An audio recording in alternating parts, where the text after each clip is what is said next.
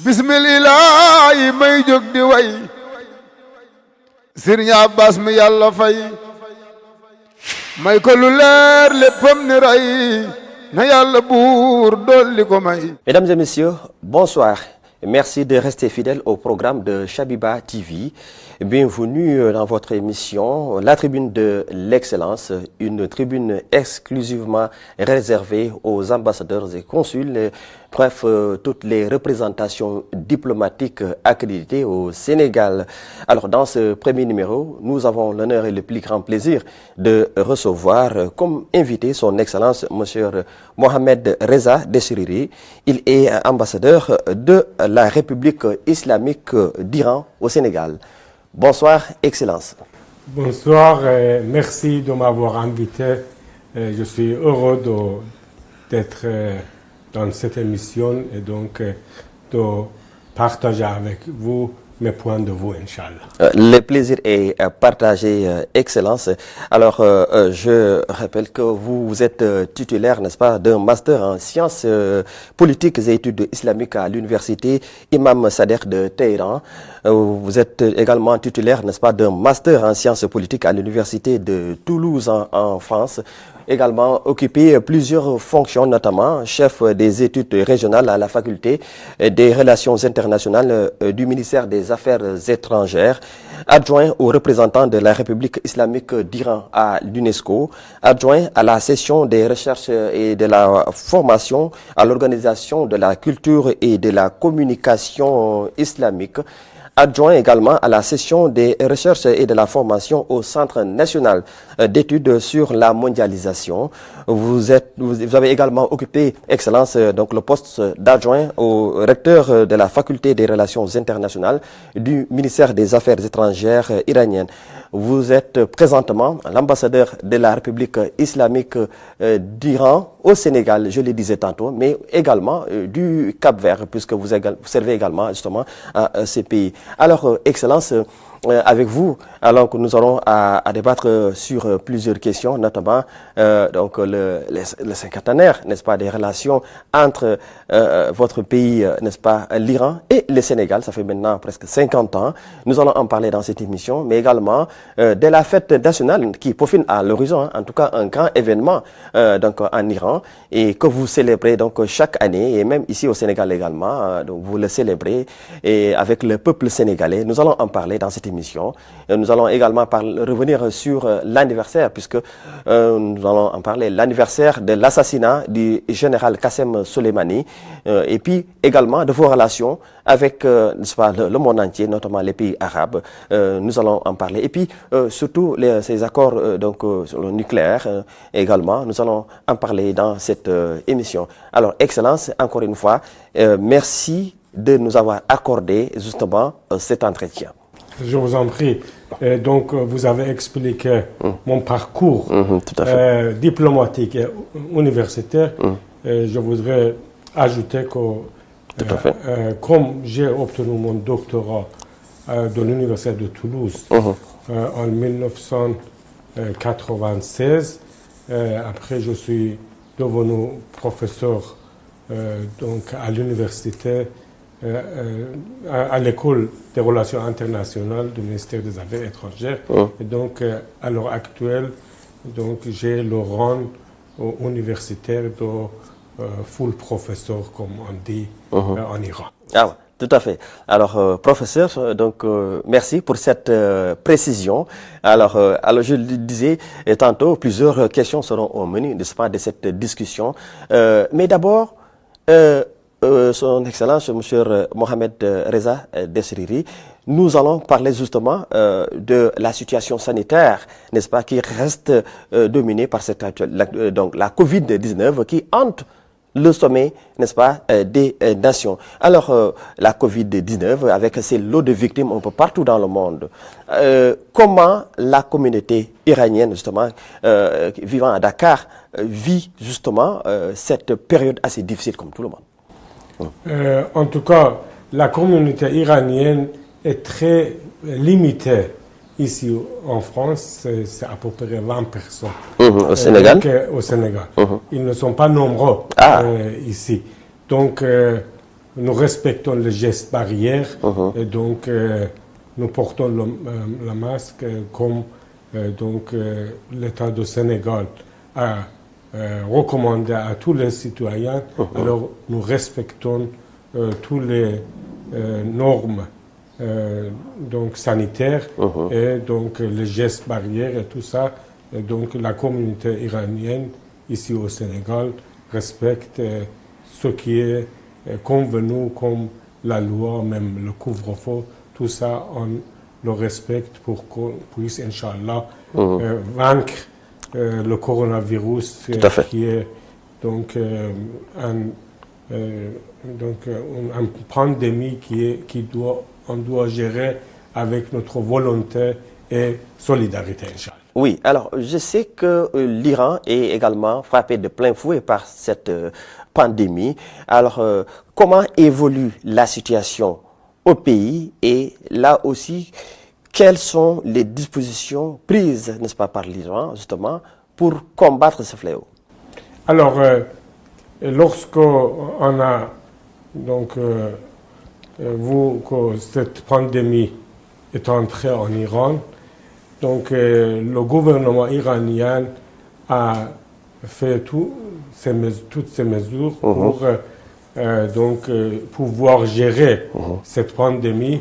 Et donc, au bout de 50 jours, l'Iran a fabriqué les appareils de diagnostic de Covid-19, donc le kit de diagnostic, également les masques pour que la population puisse utiliser. Donc, on a pu maîtriser cette pandémie, mais après on a rencontré la deuxième vague de la pandémie et donc le gouvernement a été obligé de mettre des mesures restrictives pour qu'on puisse gérer le problème. À l'heure actuelle, l'Iran,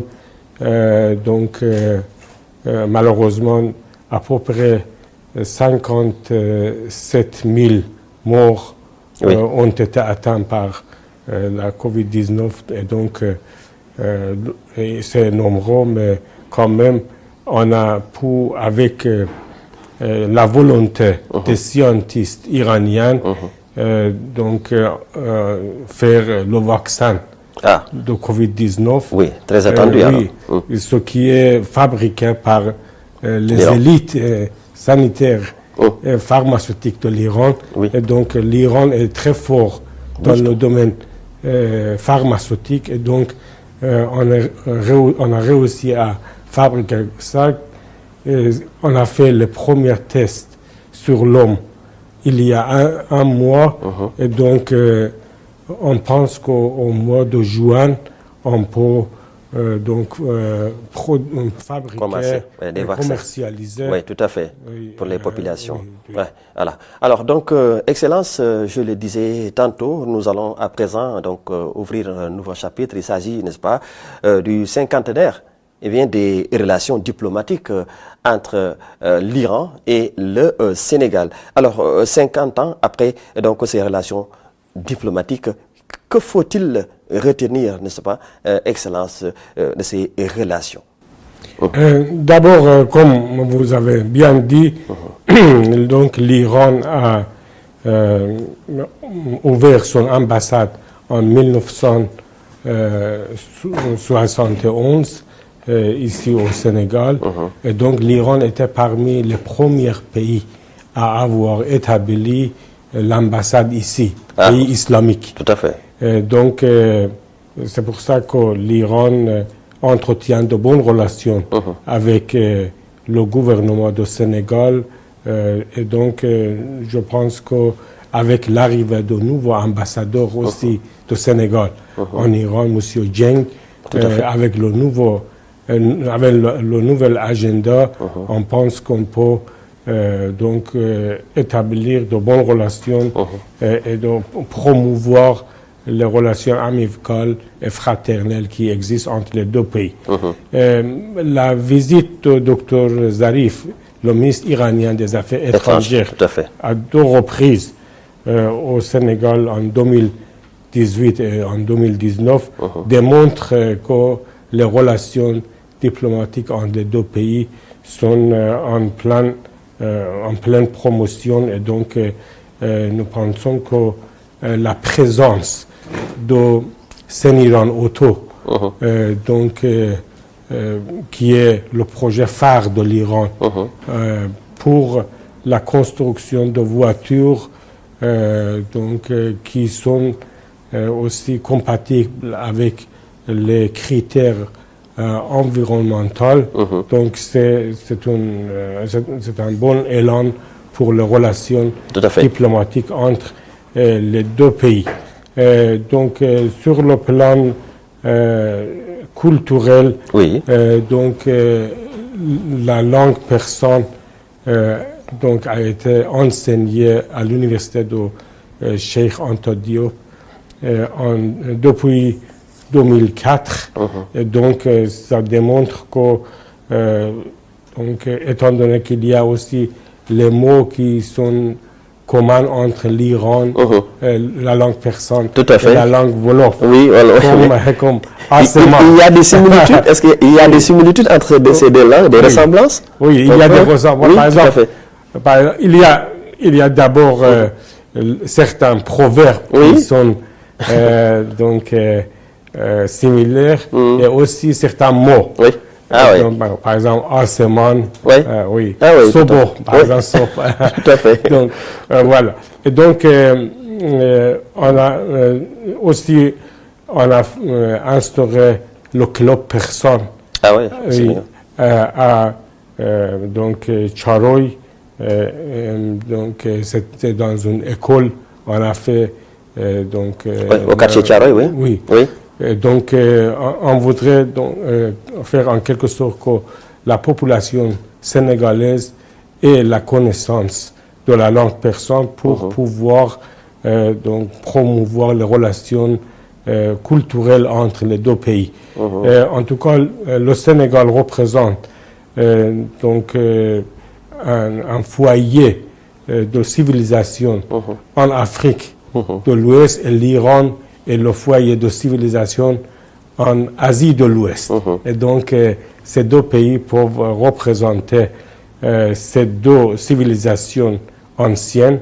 Et donc, même pour cinquantenaire des relations diplomatiques, on a prévu le match amical de football. Ah bon? Oui, entre l'Iran et le Sénégal. J'espère qu'on puisse avoir au mois de juin. Ah ouais, ça va être un des temps forts alors. Oui, donc, je l'espère. Et donc aussi dans le domaine de sport, on voudrait aussi le match amical de karaté. Ah oui, oui, de l'Iran et du Sénégal. On est en train de négocier là-dessous. Aussi, on voudrait que une lutte iranienne qui ressemble à la lutte sénégalaise. Oui, tout à fait. Qui s'appelle Zourkhane. Oui. Et donc, avec la récitation des poèmes et tout ça, soit présenté ici au Sénégal pour que la population sénégalaise ait la connaissance de ce genre de sport.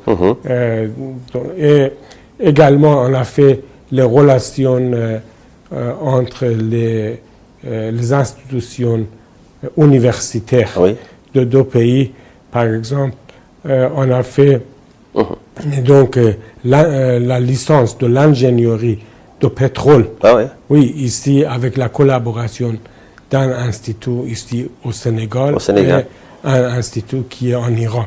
Donc, on a fait le nécessaire pour la coopération interuniversitaire également. Tout à fait. Dans le domaine de coopération entre les villes, la ville de Dakar et la ville d'Ispahan ont le jumelage. Ah, d'accord. Et donc, on voudrait faire un événement de ce jumelage qui date de plus de 10 ans.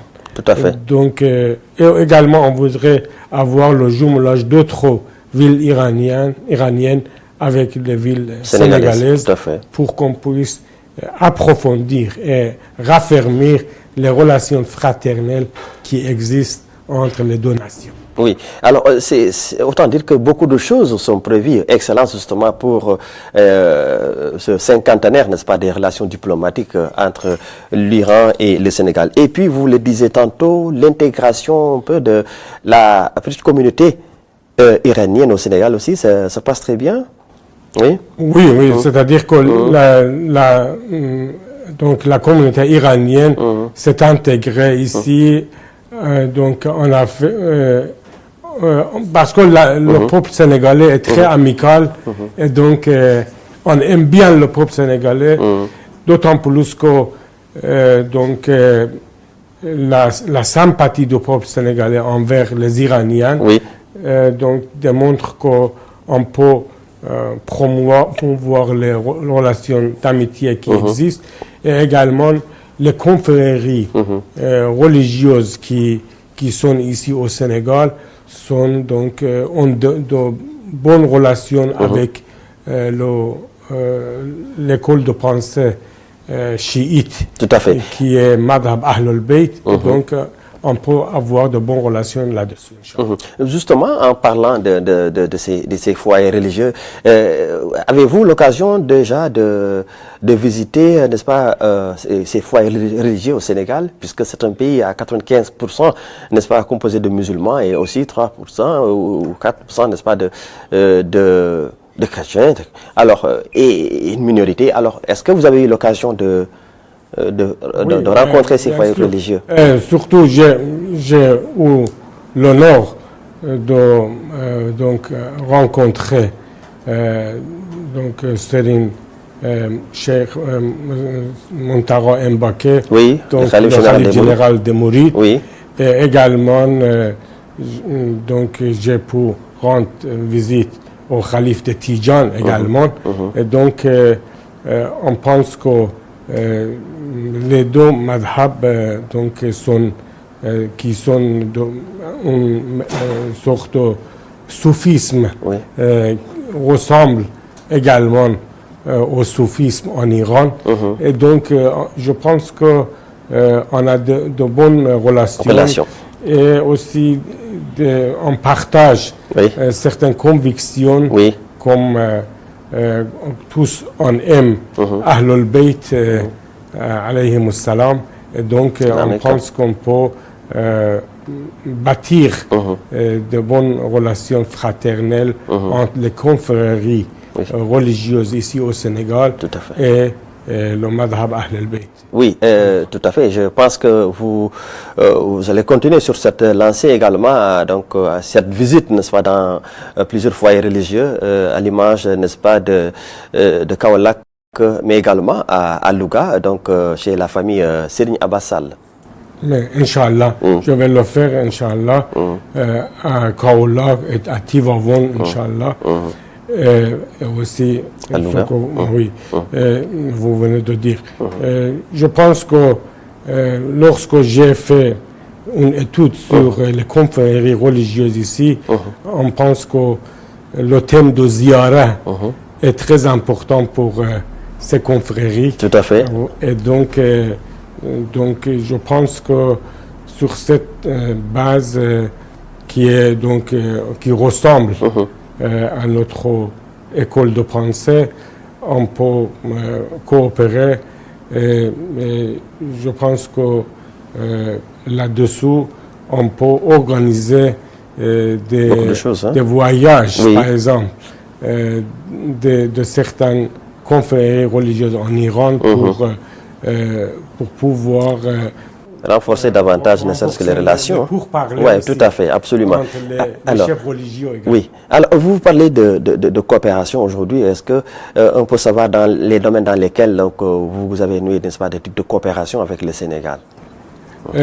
Comme je viens de vous dire, il y a la coopération culturelle, la coopération interuniversitaire. Par exemple, dans le domaine de la santé, est-ce que vous envisagez accompagner le Sénégal justement dans dans ce sens. J'ai pour rendre visite au ministre de la Santé. Oui. On a proposé aussi la proposition de l'Iran pour donc partager ses connaissances avec le peuple sénégalais, même pour combattre le Covid-19. Tout à fait.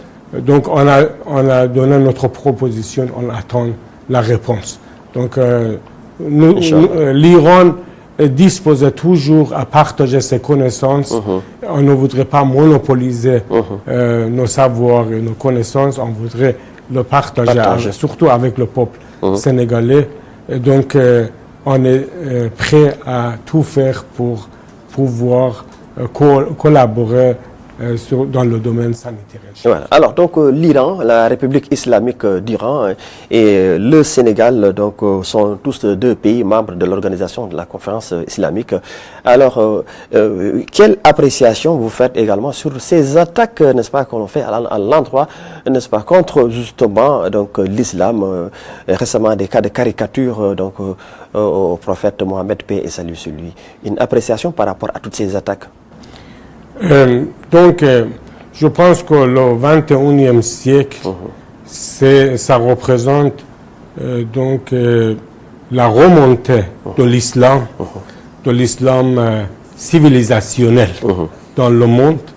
Et donc, comme le rôle de l'islam est en train de s'épanouir, on peut dire, donc certains milieux qui voudraient propager l'islamophobie. Donc, ils ont essayé de trouver des prétextes pour donc maîtriser les tensions entre l'islam et d'autres religions, alors que l'islam est une religion de paix. C'est pour ça, sous la couverture de liberté d'expression, ils ont voulu donc insulter notre prophète sallallahu alayhi wa sallam. Je pense que même lorsque j'étais à l'UNESCO, il y a une résolution de respect aux normes culturelles et religieuses, et donc tout ce qui incite à la haine doit être rejeté. Donc, comme ce genre de caricature, c'est dans le cadre de l'incitation à la haine, je pense que c'est un prétexte pour mésuser de la liberté d'expression, alors que la liberté d'expression est avec la responsabilité et aussi le sens de respect de l'autrui. Alors qu'on ne peut pas utiliser la laïcité pour donc faire une sorte de l'intégrisme de laïcité. Il faut de la tolérance. Oui. Donc c'est pour ça que ce genre de geste, c'est pour donc mettre le monde islamique dans la confrontation avec d'autres religions, alors que le monde islamique est un monde pacifique. Il voudrait seulement le respect de ses valeurs et de ses normes religieuses. Surtout, donc, on ne tolère pas l'insulte au prophète sallallahu alayhi wa sallam, qui est rahmatun lil alamin, qui est donc le miséricorde pour tout le monde. Tout à fait. Voilà. Alors, Excellence, nous allons parler maintenant de toute autre chose. Je sais que donc beaucoup d'événements profilent à l'horizon, notamment la célébration, n'est-ce pas, de la fête nationale, n'est-ce pas, de la République d'Iran, un grand événement. Donc, dans le pays, mais aussi à travers les différentes représentations diplomatiques, n'est-ce pas, de l'Iran un peu partout dans le monde. Alors, est-ce qu'on peut revenir un peu sur justement la célébration de cette fête, l'historique, un peu la quintessence justement de cette fête nationale? Donc, comme vous le savez, en 10 février 1979, donc le peuple iranien sous l'égide de l'imam Khomeini, a pour renverser le régime Pahlavi qui était dépendant des Américains. Le slogan de la révolution était l'indépendance, la liberté et la République islamique. Donc l'indépendance signifie la négation de la domination extérieure. Tout à fait. On voudrait rejeter tout ce qu'on voudrait mettre en péril l'indépendance, la souveraineté et le droit à l'autodétermination. Donc, la liberté, parce que sous le régime dictatorial impérial de Pahlavi, le peuple iranien n'avait pas le droit d'exprimer leur point de vue. Et donc, la liberté était également l'un des piliers de la révolution. Troisième slogan de la révolution, c'était la République islamique, c'est-à-dire la démocratie religieuse. Ce qui est important, c'est que la démocratie doit être compatible avec le contexte de la société. Donc, la démocratie doit être contextuelle. Et ce qui est important, c'est que la République islamique d'Iran a essayé de faire valoir la gouvernance sur le gouvernement. C'est-à-dire, lorsqu'on parle du gouvernement, on parle de deux choses.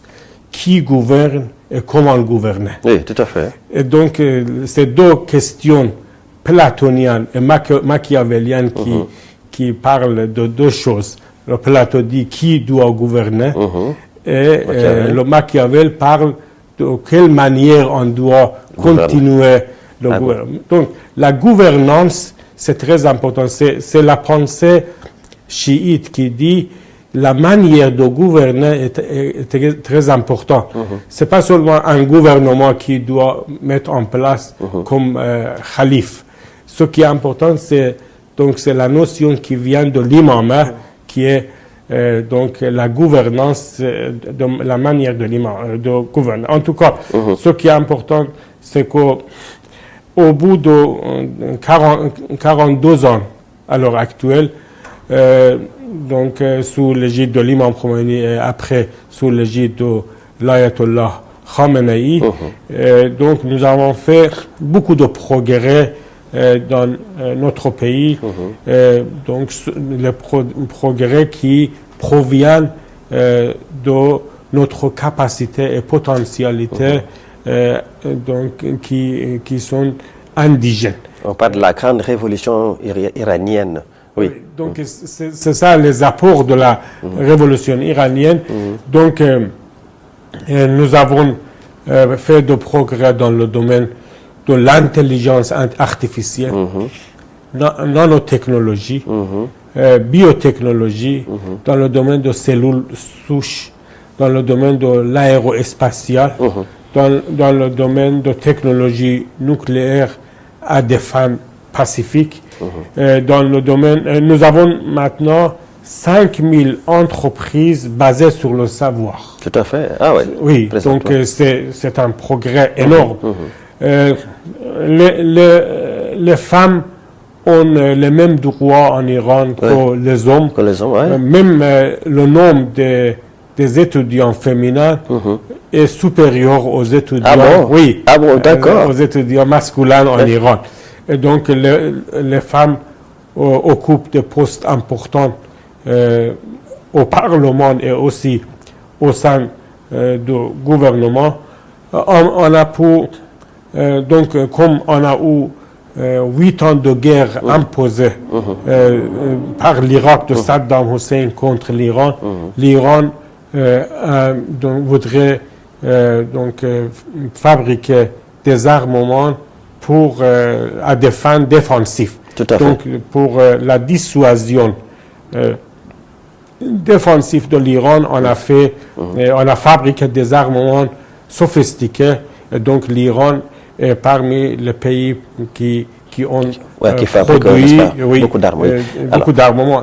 Dans le domaine du pétrole également, nous avons fait beaucoup de progrès dans le domaine de pétrochimie. Et donc nous pouvons même partager notre connaissance dans le domaine du pétrole et de pétrochimie avec le Sénégal. Voilà. Avec la découverte du pétrole, les apports de la révolution. Oui, justement, votre apport également, donc, puisque vous parlez de pétrole, le Sénégal qui vient justement de découvrir le pétrole et les gaz. Alors maintenant, la célébration de cette fête Excellence, très rapidement. Alors, comment ça se passe au niveau de l'Iran? J'aimerais bien savoir un peu. Et qu'est-ce que vous comptez justement faire ici au Sénégal justement pour la célébration de cette fête? Donc, étant donné la situation de Covid-19, on voudrait célébrer la fête nationale de l'Iran d'une manière virtuelle. Oui, tout à fait. Et donc, également, par dans l'espace virtuel, par les tweets que je fais et également les tweets de l'ambassade, on va expliquer. Ça, on aura aussi une visioconférence pour pouvoir expliquer les apports de la révolution. Donc, on voudrait respecter les gestes sanitaires qui est recommandé par le gouvernement de Sénégal et de ce fait, on ne fait pas avec le rassemblement. Respecter, n'est-ce pas, ce protocole. Alors, très rapidement, me fait signe que le temps qui nous reste n'est pas assez, donc beaucoup. Alors, maintenant, nous allons parler, de l'anniversaire, n'est-ce pas, de l'assassinat du général Qassem Soleimani, n'est-ce pas, tué, n'est-ce pas, par un raid aérien. C'était en Irak. D'abord, qu'est-ce que vous en dites par rapport justement à cet anniversaire? Alors, comme vous le savez bien, le général Soleimani était un pionnier de paix et un commandant militaire contre le terrorisme et l'extrémisme de Daesh. Il a tout fait pour sauver le peuple de la région de la violence que Daesh a répandue dans la région. Et donc il était invité par le gouvernement irakien, donc comme il était invité officiel et une autorité officielle de l'Iran qui est allée là-bas, donc par l'ordre direct de Donald Trump, il a été assassiné. Donc cela constitue un acte criminel de la part de Donald Trump et également d'autres auteurs de ce crime. Et nous pensons qu'on doit poursuivre cette affaire dans la justice. Maintenant, nous avons fait le nécessaire judiciairement pour pouvoir faire le nécessaire contre Donald Trump et tous ceux qui ont été impliqués dans cet acte terroriste. Oui, c'est vrai que donc suite à cet assassinat, l'ambassade, n'est-ce pas, des États-Unis, n'est-ce pas, en Irak a été pris d'assaut, n'est-ce pas, par les manifestants, et également un deuil national a été décrété, n'est-ce pas, en Iran, donc pour justement manifester son indignation sur l'assassinat du général Qassem Soleimani. Alors des mesures, donc le guide suprême, donc le gouvernement, n'est-ce pas, iranien avait pris, n'est-ce pas, un certain nombre de mesures, n'est-ce pas, qu'il faut prendre. Maintenant, Excellence, professeur, l'Amérique a un nouveau président. Donald Trump est parti, Joe Biden, n'est-ce pas, le remplace. Alors, quelle appréciation justement sur, n'est-ce pas, vos relations justement avec le nouveau président? Est-ce que cela va changer la donne ou une appréciation sur tout ça? Donc, comme vous le savez bien, dans cette affaire, lorsque l'Iran a conclu l'accord nucléaire avec le P5+1, dont les États-Unis, donc l'Iran a tenu toutes ses promesses pour pouvoir lever les sanctions qui ont été imposées en Iran. Donc notre but, c'est la levée des sanctions. Si le gouvernement Biden accepte de lever les sanctions qui ont été imposées par Donald Trump, donc on accueille ce geste et on peut faire le nécessaire. Donc on dit l'engagement contre l'engagement. C'est-à-dire si les États-Unis s'engagent à lever toutes les sanctions, oui, l'Iran s'engage également à revenir en arrière et donc respecter tout ce qui relève des critères de l'Agence internationale de l'énergie atomique.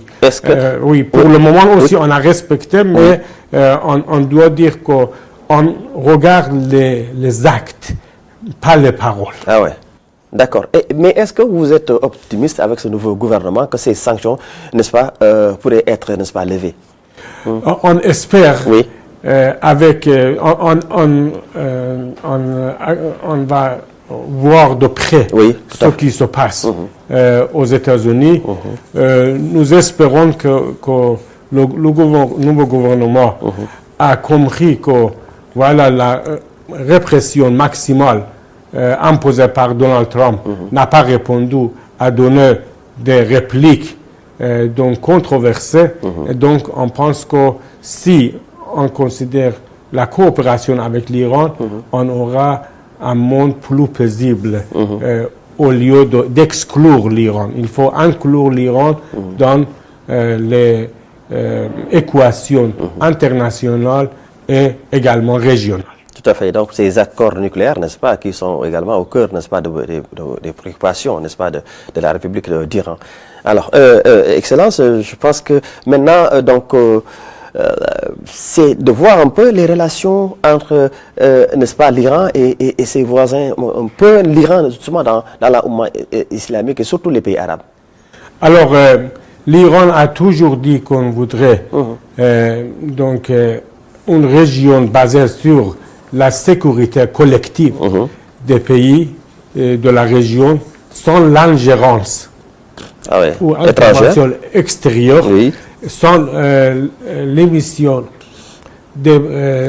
sans que les puissances extra-régionales s'immiscent dans les affaires de la région. Donc, on a proposé le plan de Hope, le plan de Hormuz, donc pour la paix régionale. Et on pense que nous avons suffisamment d'éléments communs avec les pays de la région. On peut, sur le plan de bon voisinage et sur la base de confiance mutuelle, on peut rétablir l'ordre régional équitable, indigène, sans l'ingérence extérieure. Tout à fait. Alors, Excellence, nous arrivons au terme, n'est-ce pas, de cet entretien. Peut-être un mot en langue iranienne? Oui. از شما خیلی سپاسگزارم بابت دعوت من به این مصاحبه. جرجف. Oui, donc déjà, vous voyez que l'intégration se passe. Alors, peut-être juste un dernier mot, hein, puisqu'on a terminé. Alors, justement, un dernier mot donc, à l'endroit de ceux qui nous suivent, c'est pas sur Sabiba TV. Je voudrais vous dire que l'Iran attache une grande importance à l'Afrique. On pense que le 21e siècle, c'est le siècle de l'Afrique. On voudrait établir de bonnes relations avec les pays africains, surtout avec le Sénégal, dans le cadre de coopération sud-sud et aussi dans le cadre de relations fraternelles entre Oumma islamique. Et donc, on voudrait donc, que le 50e anniversaire des relations diplomatiques entre l'Iran et le Sénégal pourrait être un bon élan pour le raffermissement des relations entre l'Iran et l'Afrique de l'Ouest. Je sais que vous êtes présent un peu partout, n'est-ce pas, dans le continent africain. Nous aurons l'occasion certainement d'en parler dans une prochaine émission, Excellence. En tout cas, ce fut un grand plaisir, n'est-ce pas, également pour nous autres de vous donc, recevoir dans cette émission. Donc, et puis, c'est le tout premier numéro et donc de cette émission, la tribune de l'Excellence. Mesdames et messieurs, donc c'était votre émission, La Tribune de l'Excellence, qui avait comme invité son Excellence, Monsieur Mohamed Reza Desiriri.